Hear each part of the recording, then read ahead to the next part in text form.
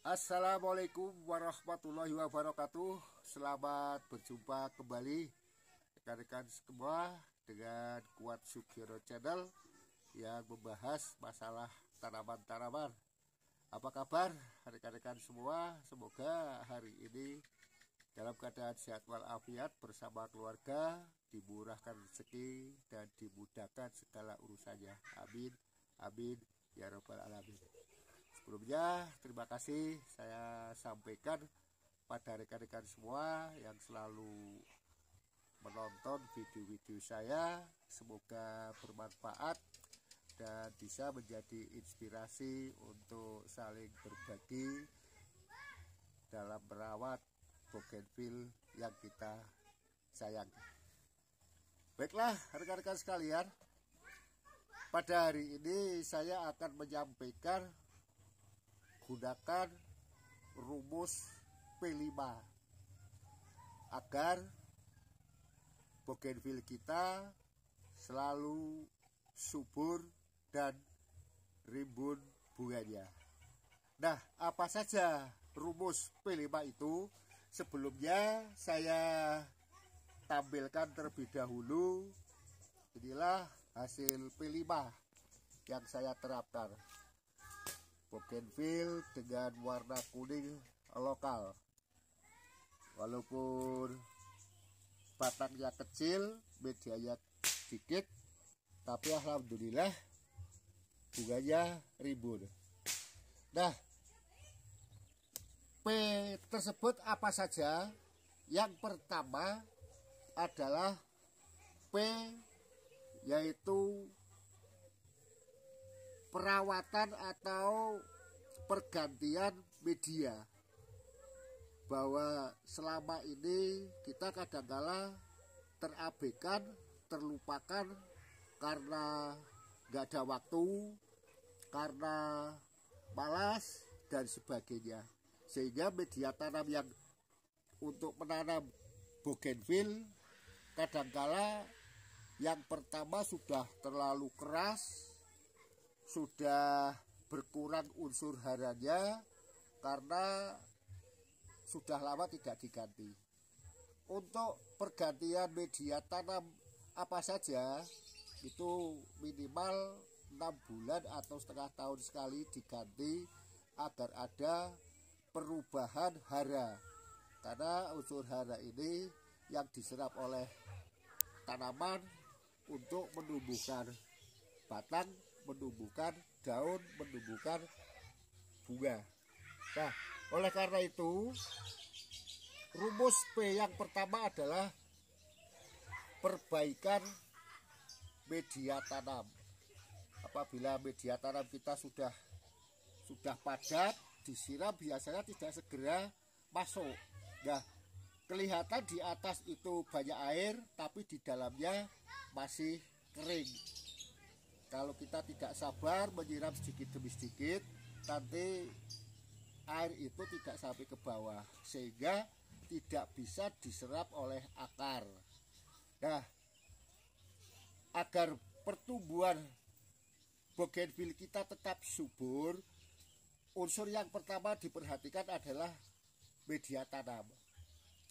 Kadang-kala kita malas untuk mengganti. Kalau media tanamnya kecil sedikit di dalam pot yang kecil mungkin masih ada waktu, tapi kalau sudah media tanamnya besar harus mengangkat pohon, mengganti tanaman, mengganti media, kemudian menanam kembali. Kalau satu orang biasanya tidak mampu kalau itu sudah besar, tapi kalau masih kecil seperti ini masih bisa diupayakan.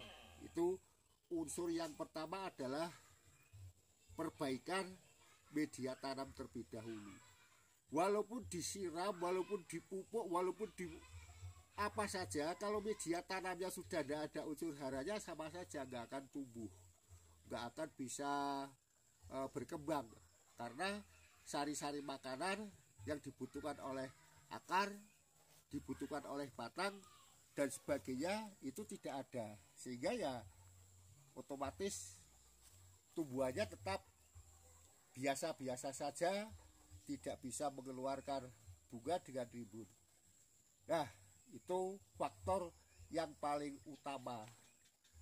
P yang kedua yaitu penempatan.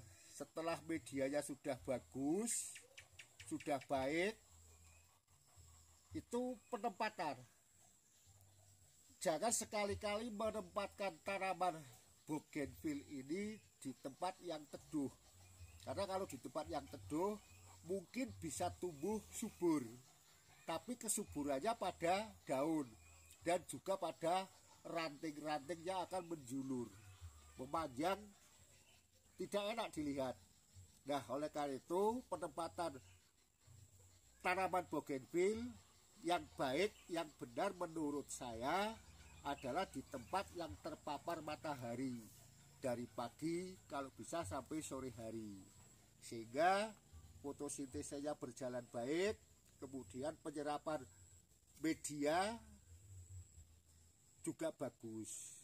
Itu yang kedua, yaitu ditempatkan di tempat yang panas, terpapar matahari.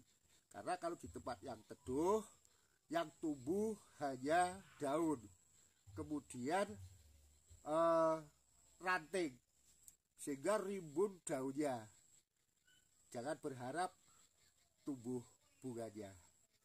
Nah, P yang ketiga, setelah perbaikan media tanam, kemudian penempatan yang benar di paparan matahari, P yang ketiga adalah pemangkasan. Kalau kita memiliki bougainville yang subur, subur tangkainya, subur daunnya, ya jangan berharap subur bunganya, karena semuanya sudah terserap oleh daun-daun. Nah, untuk mengantisipasi tersebut yaitu dengan cara pemangkasan. Apabila ada ranting-ranting yang sudah panjang, segera saja dipotong, dipangkas, sehingga akan nampak seperti ini. Ini salah satu contoh bougainville yang ditempatkan di tempat yang panas dan medianya menurut saya ya cukup baik. Mengapa cukup baik? Karena terbukti bahwa tanaman kecil ini pun bisa mengeluarkan bunga yang rimbun. Yang ketiga tadi sudah dilaksanakan pemangkasan agar tidak menjulur tinggi, pangkas. Setelah itu, setelah dipangkas, dikurangi daunnya. Nah, P yang keempat adalah pemupukan. Setelah dipangkas, dipruning, kasih pupuk. Tujuannya apa? Tujuannya yang pertama, jangan untuk memunculkan bunga dulu, yaitu untuk memunculkan tunas dan ranting. Ketika sudah banyak rantingnya, banyak tunasnya, maka tanaman itu akan rimbun. Nah, setelah pemupukan membuat tanaman itu rimbun, kalau belum rimbun, tunas yang agak panjang potong lagi, dipangkas lagi, sehingga nanti akan seperti bentuknya parabola, seperti payung atau seperti piramid, tergantung selera kita. Nah, kalau sudah rapat, ranting-rantingnya rapat, kemudian pupuk lagi. Dipupuk yang kedua setelah dipruning beberapa kali, yaitu untuk membungakan. Caranya bagaimana? Daun-daun yang sudah tua kita ambil, kita buang. Kemudian biarkan beberapa hari tidak disiram, 3 hari atau 4 hari. Tujuannya apa? Supaya medianya kering dulu. Kalau medianya kering, akar-akar itu terbatas mengambil sari-sari makanan dari media, sehingga batang dan daunnya akan menjadi layu. Nah, ketika sudah 4 hari, barulah kita pupuk menggunakan NPK 16 dengan cara diguyur. 1 sendok pupuk NPK ditambah 1 liter air, dicampur, diaduk sampai benar-benar tercampur. Setelah itu disiramkan ke pot atau media. Dalam pemupukan ini tidak cukup sekali, mungkin 2 kali, 3 kali, tapi setelah 3 hari atau 1 minggu baru dipupuk lagi sambil menunggu tunas-tunas muncul. Itu P yang keempat. Dan yang kelima yaitu penyiraman. Pada musim seperti ini di tempat saya khususnya panasnya sangat ekstrim. Setelah diberi pupuk, biarkan 1 hari jangan disiram, kemudian hari-hari berikutnya kita siram. Mohon maaf, kita siram rutin setiap hari. Namun cukup lembab saja. Kelembaban media sangat diperlukan untuk pertumbuhan tunas dan bunga. Karena kalau sampai terlambat 1 atau 2 hari tidak disiram dengan media yang sangat kecil di dalam pot ini, otomatis akan mengakibatkan kekeringan. Kalau sudah kering menjadikan layu daun, layu bunga. Kalau kita siram berikutnya tidak menolong. Oleh karena itu rutin saja setiap hari, pagi boleh, sore boleh. Tujuannya supaya media ini tetap lembab, karena cuaca pada saat ini benar-benar panas yang luar biasa. Kalau tanaman sekecil ini tidak disiram dalam 1 hari, resikonya layu. Demikian tadi rekan-rekan semua, rumus P5 untuk menyuburkan tanaman dan merimbunkan bunga bougainville. Yang pertama, ganti dulu media tanam apabila sudah padat, apabila sudah lama tidak diganti.